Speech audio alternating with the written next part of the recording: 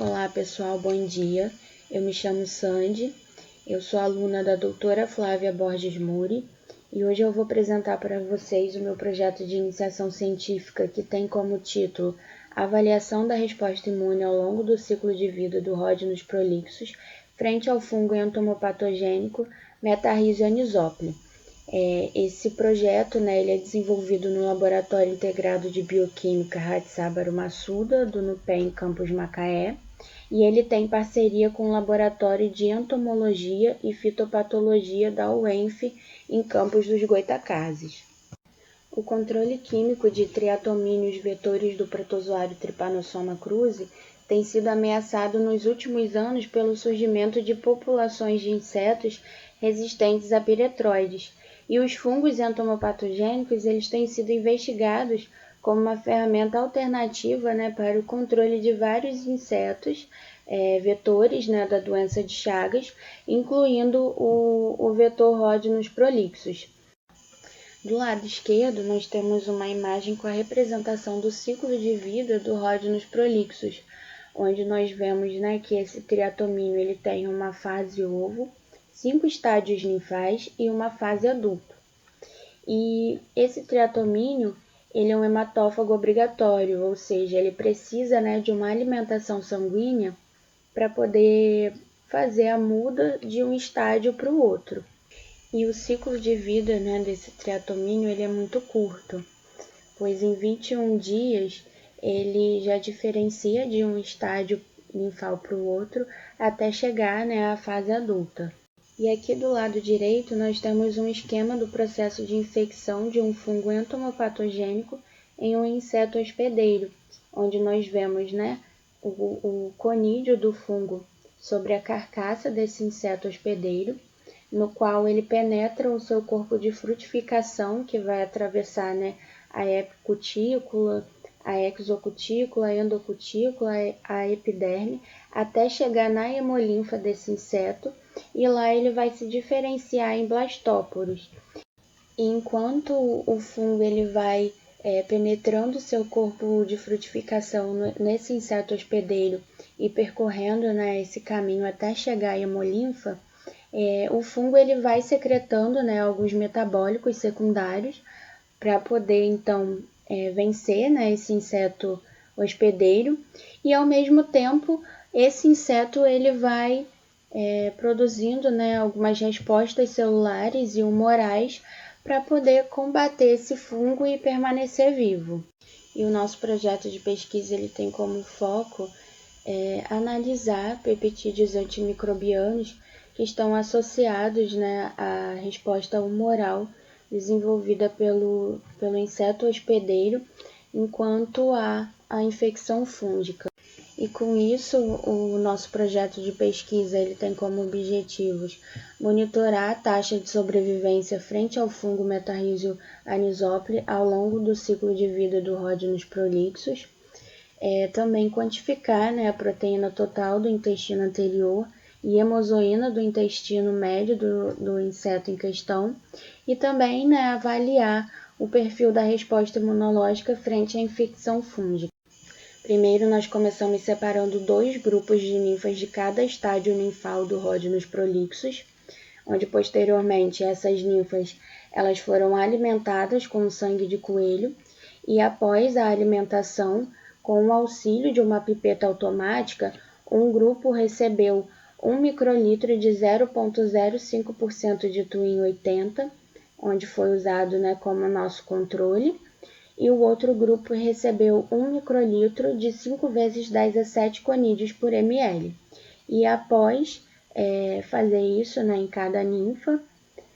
nós monitoramos a taxa de sobrevivência em 21 dias após a alimentação e infecção. Como primeiro resultado, nós temos os gráficos de sobrevivência após o tratamento com fungo, onde o gráfico do lado esquerdo é o nosso controle e o do lado direito é o tratamento com fungo. E nesse gráfico direito,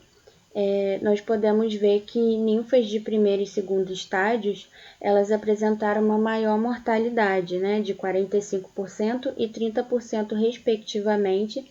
21 dias após a infecção fúngica, o que nos mostra que essas linfas de primeiro e segundo estádios, elas são mais sensíveis, né, ao tratamento com o fungo. E após acompanhar a sobrevivência dessas linfas ao longo de 21 dias, surgiu então a primeira pergunta, né? Será que a infecção por Metarrhizium anisoplia ela afeta a digestão das linfas de Rhodnos prolixos?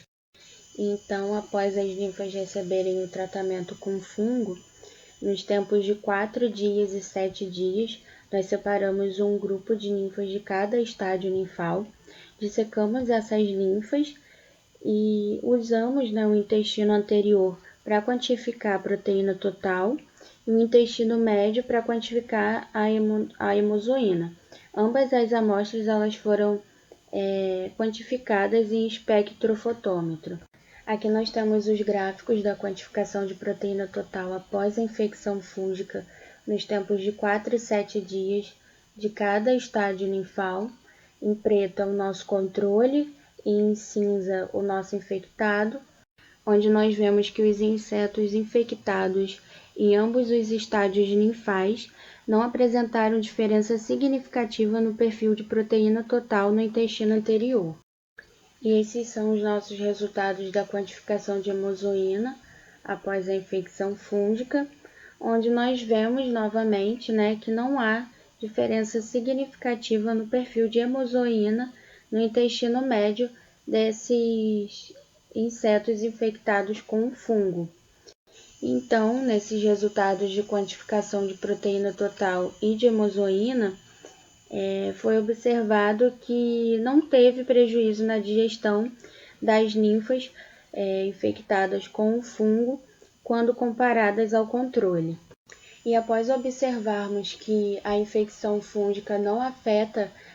a digestão dessas linfas de Rhodnos prolixos, nos surgiu uma nova pergunta. Será que a infecção por Metarrhizium anisoplia afeta o sistema imunológico das linfas de Rhodnos prolixos?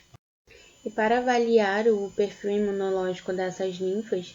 infectadas com o fungo Metarrhizium,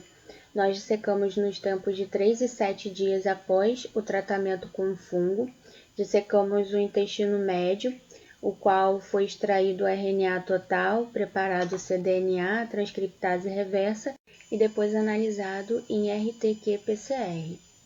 Aqui temos uma tabela dos primers específicos utilizados para análise da transcrição relativa de diferentes alvos desse estudo por RT-qPCR, onde nós temos os primers dos genes SOX, lisozima A e lisozima B construídos no presente estudo. Do lado direito nós temos uma imagem representando a via IMD, o qual o Eiger ele é o gene regulador negativo dessa via e o Hellish é o transcrito dessa via de sinalização imune. E quando essa via de sinalização ela está ativa, o Eiger ativa o transcrito Hellish, o qual vai para o núcleo da célula e transcreve peptídeos antimicrobianos que estão envolvidos nas respostas humorais do inseto hospedeiro frente à infecção fúngica. Nós temos resultados de análise de Eiger em estádios de primeiro e quinto insta e de Hellish em apenas o primeiro estádio. Nesses resultados, então, nós vemos uma alta transcrição de Eiger nos grupos infectados e uma baixa transcrição de Hellish nos grupos infectados, o que nos sugere uma imunossupressão dessa via de sinalização. Do lado direito, nós temos novamente uma imagem representando agora a via TOL, onde o cactus ele é o regulador negativo dessa via e o dorsal ele é o transcrito dessa via. Nesses resultados, nós vimos uma baixa transcrição de cactus no grupo infectado quando comparado no controle em linfas de primeiro estádio no tempo de 3 e 7 dias, porém, quando nós vemos as análises de peptídeos antimicrobianos, principalmente de lisozima B, nós vemos que no tempo de 7 dias, nós temos uma alta transcrição desse peptídeo antimicrobiano, o que nos sugere que essa via ela está ativa. Novamente, no canto direito, nós temos a imagem representando a via JAK-STAT, onde o gene SOX ele é o regulador negativo dessa via e o STAT é o transcrito dessa via. Nós temos como resultado a análise do SOX em níveis de primeiro e quinto estádios, onde nós vemos que não há diferença significativa quando comparamos controle com infectado. Só recapitulando,